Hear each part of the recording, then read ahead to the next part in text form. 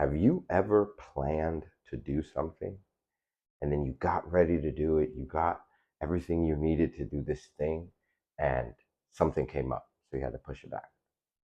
And then maybe something else came up that required your immediate attention. So there was no way you could do the thing, right? Now you have to take care of this immediate interruption or distraction. And so you pushed it back. And then you got distracted with something else and maybe something else until it was super urgent that you had to do this thing. And then you did. Has that ever happened to you? Let me ask you another question. Do you think it can happen again?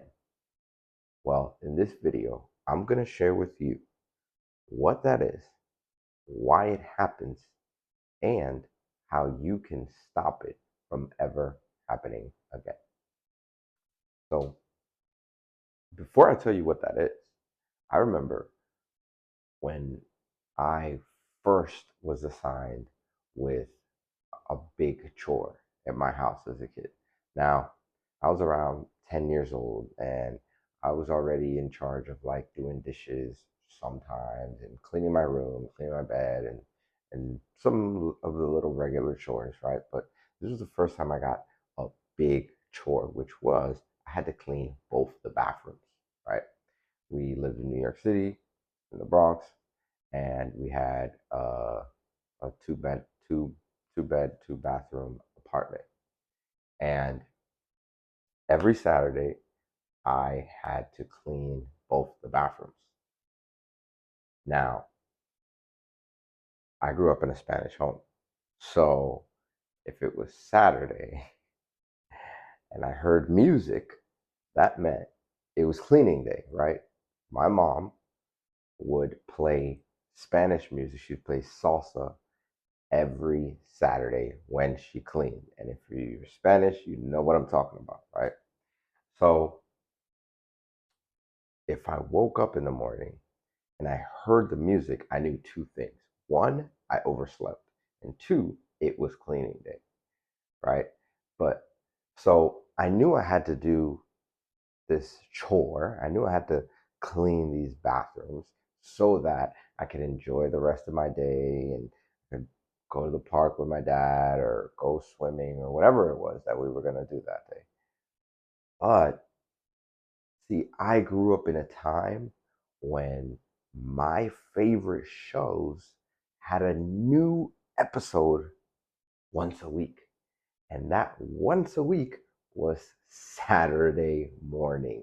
Yes, I had to wake up, watch the Saturday cartoons just to get the new episode. And so, um, the younger generation might not understand this, but we couldn't just click a button and go to the next episode, right? We had to sit there and wait through the commercials. We couldn't skip them, and we had to wait a whole week until the new episode. So, and also there was no reruns. So if you missed that episode on Saturday, when you went back to school and all your friends were talking about it, you had no clue what happened, right? So most Saturdays I wake up super early, or I guess it was still school time. Your body is used to waking up early for school. So I'd wake up same time and everybody would be sleeping and I'd go in the living room, turn the TV on and watch my Saturday morning cartoon. Well, when my mom would come out and clean, she'd blast the music. I couldn't hear the TV and I had to get those bathrooms done or else. And I don't know what or else meant for you as a kid, but if you had parents who disciplined you, you had your own definition of or else. Am I right? Now, for me, it was maybe chancletas thrown, shoes thrown, cleaning items thrown, something was thrown. But I had to do those bathrooms. So I'd watch my cartoons and or after she'd come out and put the music, I'd try to go in my room and clean up, do something else. But eventually there was nothing that I could distract myself from because I knew I wanted to go to the park. I knew I wanted to do something else that day. So I had to get those bathrooms done, right? And how many times in our lives do we postpone things, or we get distracted and we get caught up and something comes up, right? But if we don't do that, we have an or else, right? Like, I'm a grown man, I have a family, we have 4 children. If I don't pay the rent, there's a different or else, right? I don't pay the light bill, there's a different or else. I don't pay my car, there's a different or else. They come and take it. We don't pay the mortgage. It's a very different or else, right? So in life, we always have consequences to our actions. What are those consequences to you? What has happened in your life because you have waited and prolonged and delayed and been distracted? What has that been for you? Now, this this thing that we all do as humans, and nobody is perfect. So, if you're human, there's chances that you do this are probably about 99.999999999%. I mean, unless you're Jesus or you're some perfect person, and you probably don't do this, but we procrastinate. Yes, we procrastinate. We delay something that we know we need to do immediately.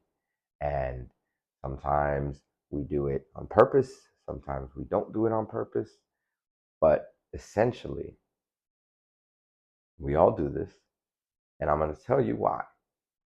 It's because we don't feel like it. Okay? It's simple. It's not some super complicated reason. That we don't feel like doing the thing, right? Like when I was a kid, I didn't want to clean those bathrooms, right? I wanted to watch my cartoons. I wanted to relax. It was Saturday. There was no school. I wanted to go play in the park. I wanted to chill. Good luck explaining that to my mom, though. Right? So, um, there was nothing I could do to get out of the doing the activity, but I would prolong it. I would delay it, and I would get distracted.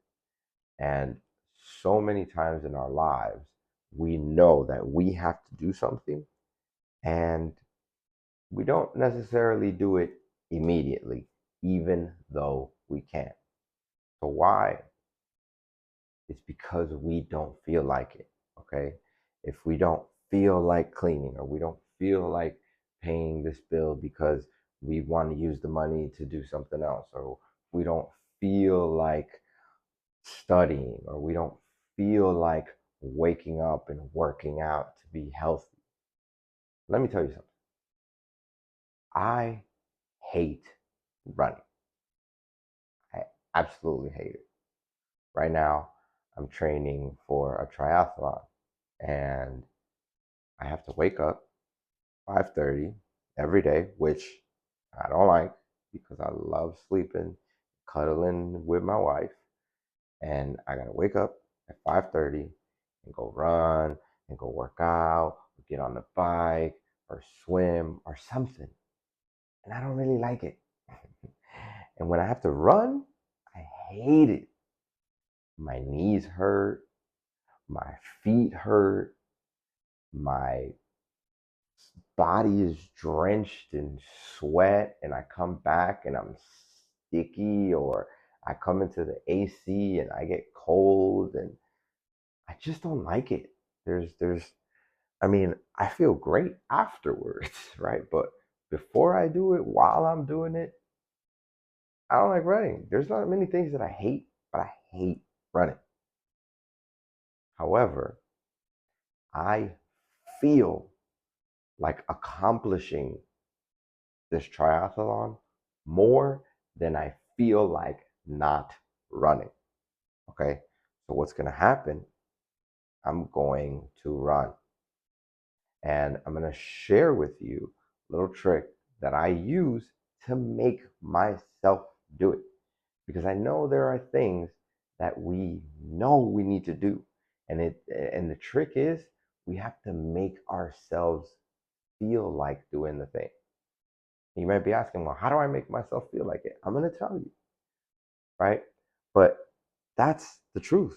And I know some people will watch this and some of you will say, well, I do things even when I don't feel like it. I know all about that. I'm a parent of 4 kids. So trust me, I know what it's like to do something that you don't want to do. However, you feel like getting that result more than you feel like doing the thing. Or you feel like becoming that person or being that person more than you feel like doing the thing. A couple years ago, I trained a triathlon athlete, and there was things that he didn't like doing, like swimming in the ocean. And he lived in Florida. I don't have an ocean near me. I get to swim in the river and lakes and stuff. But he had to swim in the ocean, and he was in an area of Florida where sometimes people saw sharks. And his best time to work out was when the sun was coming out. And at that time, sharks are hungry, right? So you don't want to be caught in that water. Um, but the feeling of being disciplined was more important to him than the feeling of not wanting to swim. What did he do? He found a way around it. He found a way to swim during the lunchtime every day, even though it was a little inconvenient, but because he felt like completing the triathlon and being disciplined, being a disciplined person, being able to call himself disciplined. I work out every day. I'm disciplined. Therefore, I must work out. And so, even though I don't feel like working out in the moment, I know that I feel like being a disciplined person, right? So, for all you disciplined people, us disciplined people, because everyone has certain disciplines, we feel like being disciplined in the thing that we are disciplined in more than we feel like not doing that work in that moment. That makes sense?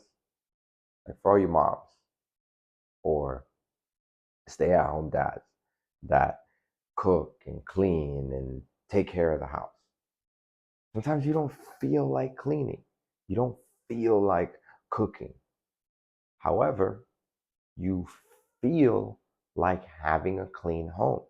And that feeling of being able to relax and everything's done, you love that feeling or you want that feeling more than not feeling like cooking or cleaning or doing whatever chore it is that you need to do, right?